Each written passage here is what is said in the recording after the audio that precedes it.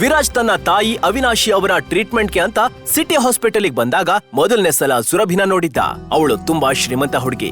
ಆದ್ರೂ ತನ್ನೆಲ್ಲ ಸವಲತ್ತನ್ನ ಬಿಟ್ಟು ಪ್ರತಿದಿನ ಟೈಮ್ ಮಾಡ್ಕೊಂಡು ಆ ಕ್ಯಾನ್ಸರ್ ಪೇಷಂಟ್ಸ್ ನ ಮೀಟ್ ಮಾಡೋದಕ್ಕೆ ಬರ್ತಿದ್ಲು. ಸುರಭಿ ಅವರನ್ನ ತಬ್ಬಿಕೊಂಡ್ಲು. ಆಗ ಎಲ್ಲಾ ಪೇಷಂಟ್ಗಳು ಕೂಡ ತಮ್ಮ ಪ್ರೀತಿ ಮತ್ತು ಆಶೀರ್ವಾದ ನೀಡ್ತಾ ಇದ್ರು. ಇದನ್ನ ನೋಡಿದ ವಿರಾಜ್ಗೆ ಸುರಭಿನ ನೋಡಿ ತುಂಬಾ ಇಷ್ಟ ಆಯ್ತು. ಅವನು ಅದೇ ಕ್ಷಣ ಅವಳಿಗೆ ತನ್ನ ಮನಸ್ಸನ್ನ ನೀಡಿದ್ದ. ಆದರೆ ವಿಧಿ ಅವರಿಬ್ರನ್ನ ನಿಜವಾಗ್ಲೂ ಸೇರಿಸುತ್ತೆ ಅಂತ ಆಗ ಯಾರೂ ಊಹಿಸಿರ್ಲಿಲ್ಲ.